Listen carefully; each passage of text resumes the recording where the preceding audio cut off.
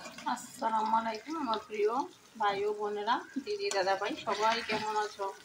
সবাইকে আন্তরিক ভালোবাসা এবং শুভেচ্ছা জানিয়ে আজকের ভিডিওটা শুরু করলাম। দেখো এখানে ছোট নোনা মাছ, নোনা শুটকি যেটা বলে, সেটা আমি একটা আস্ত একটা নোনা মাছ কেটে নিয়ে আসছি। এখানে আলু, পেঁয়াজ, রসুন প্রথমে ভেজে নিয়েছি, লবণ, হলুদ, জিরে, ধনে দিয়েছি, আর কিছু। দেখো এখানে পুদিনা পাতা আছে, ধনে পাতা কুচি, ডাটা, ছোট ডাটা, আদা বনবনি সব কিছু আছে এখানে। একটা মিক্স সবজি ভাজা করব আলু দিয়ে, নোনা মাছ না অবশ্য নোনা শুটকি দিয়ে।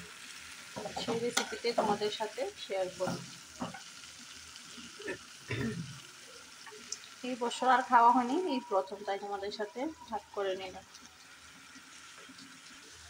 দেখো শাকটা ভালোভাবে সেদ্ধ করে নেব, হালকা হালকা জল ছাড়ছে। আমি কিন্তু প্রথমেই মনে করো ঘন্টাখানেক আগে শাকটা ধুয়ে ছেঁকে রেখেছিলাম, তারপর একটু কড়াইতে দেওয়ার পর একটু পরিমাণে জল ছাড়ছে।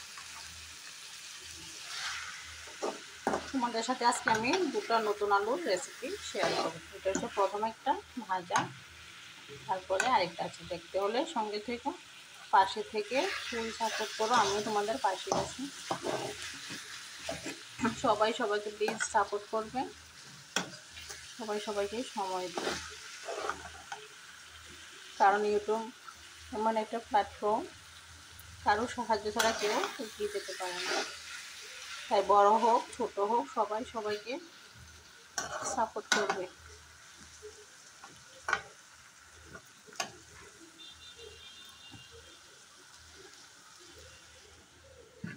দেখো আরেকটা রেসিপির জন্য এখানে আমি কিছু আলু কেটে নিয়েছি, সেদ্ধ করছি লবণ দিয়ে, আর কিছু দিইনি এখানে। দেখো ভাজাটা সম্পূর্ণরূপে হয়ে গেছে, তেল ছেড়ে দিয়েছে। আমি আর কিছুক্ষণ ভেজে নেব লাল হওয়ার জন্য।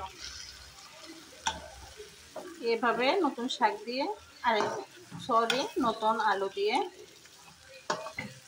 নোনা শুটকির রেসিপিটা খেয়ে দেখবে, তো সাধারণ খেতে হয়।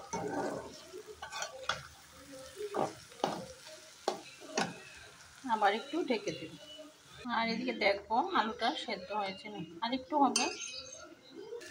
দেখো এই রেসিপিটা সম্পূর্ণ রেডি হয়ে গেছে খাওয়ার জন্য। এই যে দেখো নিচে দিয়ে লেগে যাচ্ছে, পর্যায়ে আমি এটাকে নামিয়ে নিব, তারপর দ্বিতীয় রেসিপিটা শুরু করব।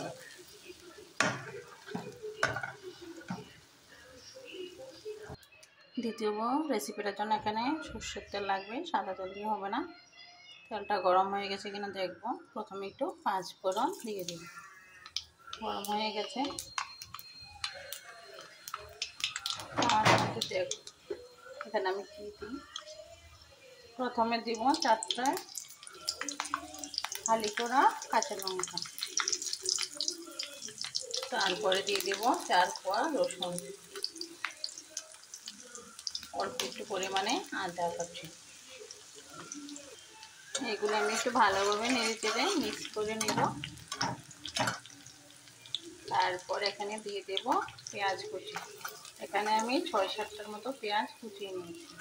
পেঁয়াজ কুচিটি একটু বড় সাইজের হবে, এই যে দেখো একটু বড় সাইজের কেটে নিব। এবার আমি পেঁয়াজগুলো একটু ব্রাউন কালার করে ভেজে নেব। এখন লবণ দিব না, আরও পরে লবণ দিব, না হয় জল ছেড়ে দিবে। দেখো পেঁয়াজগুলো ভাজা হয়ে গেছে, আমি আর এর থেকে বেশি ভাজবো না, আমার খেতে ভালো লাগবে না। হালকা ভেজে নেব।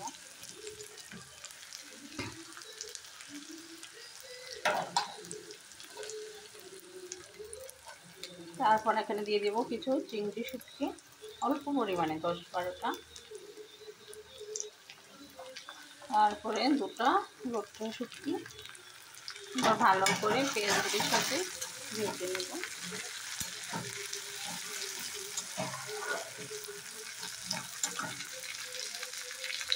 তারপরে এখানে দেখো আমি এগুলো প্রথমে পরিষ্কার করে রেখেছি, তো দেখাইনি তোমাদের সাথে, ভিডিওটা বড় হয়ে যাবে যার কারণে।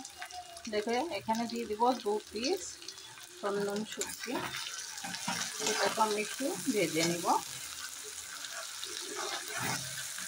শুটকিগুলো কিন্তু গরম পানি দিয়ে ধুতে হবে, তাহলে বালি ময়লা সব চলে যাবে, খেতেও ভালো লাগে।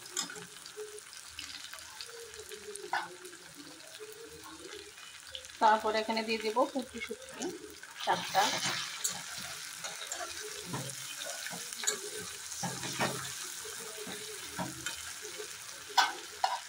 আমি কিন্তু এখনো এটাতে লবণ এড করিনি।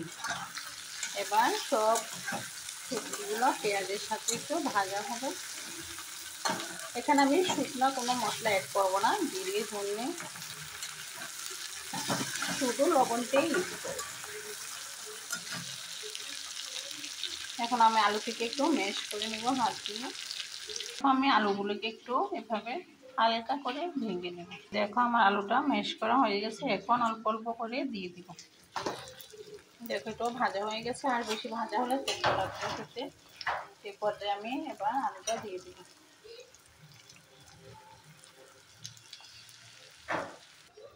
আলুগুলোর উপর আমি একটু ধনেপাতা কুচি দিয়ে দেব প্রথমে। এবার দিয়ে দিব স্বাদ মতো লবণটা। এখন একটু নেড়ে চেড়ে সবগুলি একসাথে মিক্স করে নেব।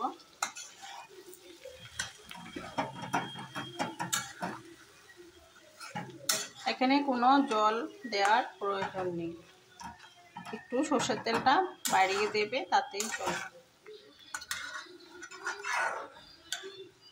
এভাবে নতুন আলুর দুটো রেসিপি তোমরা করে খেয়ে দেখতে পারো, মাছ মাংস থেকেও ভালো হয়। আমাদের কাছে খেতে ভালো লাগে, তোমাদের কার কাছে কেমন লাগে জানি না। তারপরও খেয়ে দেখবে, তারপর আমাকে জানাবে কেমন হলো রেসিপিটা। আমি আর একটু ধনেপাতা কুচি এভাবে পুরোটাতে ছড়িয়ে দেব, যেটা উঠিয়ে নেব। এবার আমি এটাকে ভালোভাবে চাপ দিয়ে ঢেকে রাখবো 10 মিনিটের জন্য। দেখি আমার ইয়াটা কতটুকু পর্যন্ত হলো।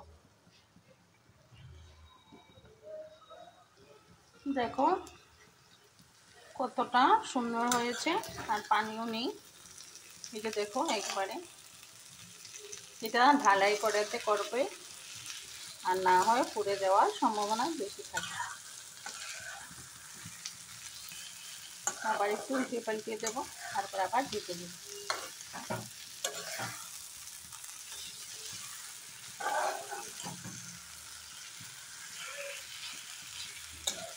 কম নাড়াচাড়া দিবে, একবার দুবার উল্টে দিবে, তারপর ঢেকে দেবে।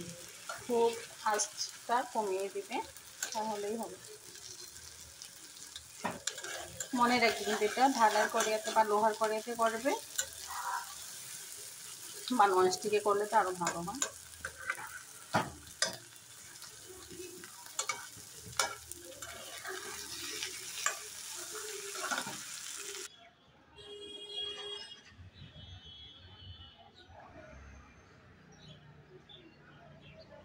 দেখো আমার পুদিনা গাছ, যেটা হলো কি ফুল বলে আমি জানি না, দেখতে খুব সুন্দর লাগে। দেখো এখন আর বেশি একটু নেই, নিচের দিকে নেমে গেছে। দেখো গাছটা খুব সুন্দর।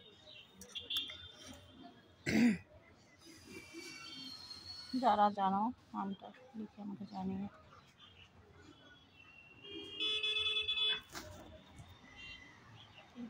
পুদিনা পাতা